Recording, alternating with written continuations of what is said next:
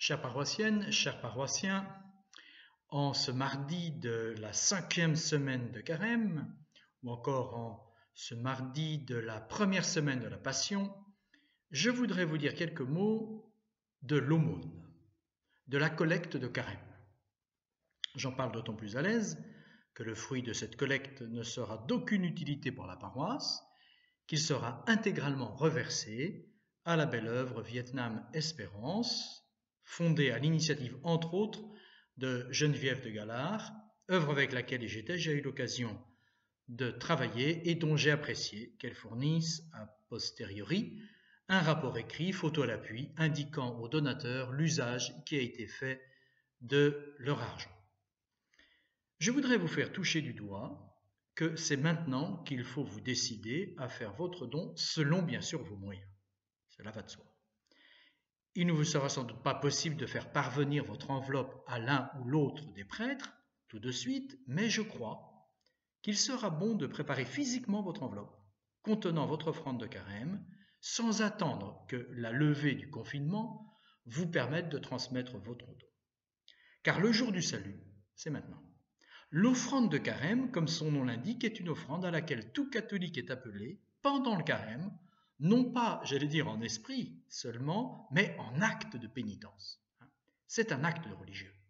C'est un acte de la vertu, de justice par laquelle nous rendons à Dieu ou au prochain ce que, du fait de nos péchés, nous leur avons pris d'une certaine manière.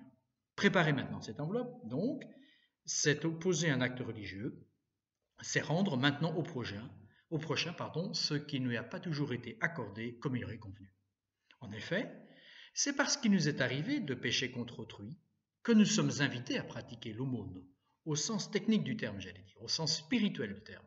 D'autres manières de réparer nos péchés à l'égard des autres existent, qu'il ne faut pas négliger. Par exemple, rendre service, être attentif, surtout en ce temps de confinement, aux membres de notre famille.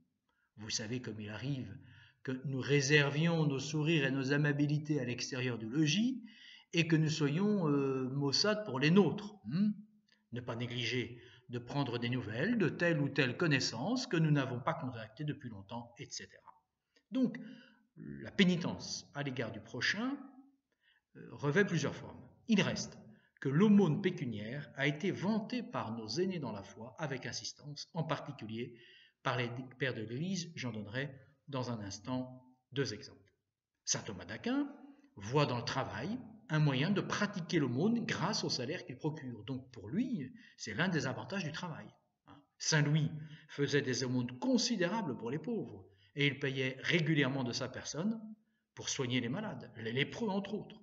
Il a voulu rester longtemps en Terre Sainte après l'échec de la croisade afin de racheter aux musulmans les soldats captifs.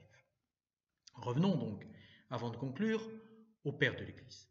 Pour eux, le soin des pauvres revêt une très grande importance parce qu'ils sont nos frères. Voici d'abord un extrait d'une homélie de Saint Grégoire de Nazianze au IVe siècle. Alors que lui, notre Dieu et notre Seigneur, n'a pas honte d'être appelé notre Père, allons-nous renier nos frères ? Non, mes frères et mes amis, ne soyons pas les gérants malhonnêtes des biens qui nous ont été confiés. Ne risquons pas d'entendre saint Pierre nous dire « Ayez honte, vous qui retenez le bien d'autrui. Imitez l'équité de Dieu, et il n'y aura plus de pauvres. » Ne nous donnons pas tant de peine pour amasser et conserver quand d'autres souffrent la peine de la pauvreté. Car autrement, nous subirions les malédictions et menaces acerbes du prophète Amos, qui commence ainsi « Écoutez bien, vous qui dites « Quand donc la fête de la nouvelle lune sera-t-elle passée pour que nous puissions vendre et le sabbat pour que nous puissions ouvrir nos magasins ?» Sans rapport avec l'ouverture des magasins à la fin du confinement, n'est-ce pas ? Bon. Maintenant, un extrait d'une homélie de Saint Pierre Chrysologue, qui est un père de l'Église, lui, du 5e siècle. Il situe, ou essaye de situer, le partage ou l'aumône parmi les 3 grandes œuvres de carême. Il y a 3 actes, mes frères, 3 actes en lesquels la foi se tient, la piété consiste, la vertu se maintient. La prière, le jeûne, la miséricorde. La prière frappe à la porte, le jeûne obtient, la miséricorde reçoit. Prière, miséricorde, jeûne, les trois ne font qu'un et se donnent mutuellement la vie. En effet, le jeûne est l'âme de la prière, la miséricorde est la vie du jeûne, que personne ne les divise, les trois ne peuvent se séparer. Celui qui en pratique seulement un ou deux, celui-là n'a rien. Donc celui qui prie doit jeûner, celui qui jeûne doit avoir pitié, qu'il écoute l'homme qui demande, et qui en demandant souhaite être écouté. Il se fait entendre de Dieu, celui qui ne refuse pas d'entendre lorsqu'on le supplie. Celui qui pratique le jeûne doit comprendre le jeûne, il doit sympathiser avec l'homme qui a faim. S'il veut que Dieu sympathise avec sa propre faim, il doit faire miséricorde de celui qui espère obtenir miséricorde. Celui qui veut bénéficier de la bonté doit la pratiquer, celui qui veut qu'on lui donne doit donner. C'est être un solliciteur insolent que demander pour soi-même ce qu'on refuse à autrui. Sois la norme de la miséricorde à ton égard, si tu veux qu'on te fasse miséricorde, de telle façon, selon telle mesure, avec telle promptitude. Fais toi-même miséricorde aux autres, avec la même promptitude, la même mesure, de la même façon. Je n'insiste pas davantage, que chacun fasse le don qui lui paraît convenable, se souvenant de l'exhortation du Christ, il y a plus de joie à donner qu'à recevoir. Merci de votre attention et à très bientôt.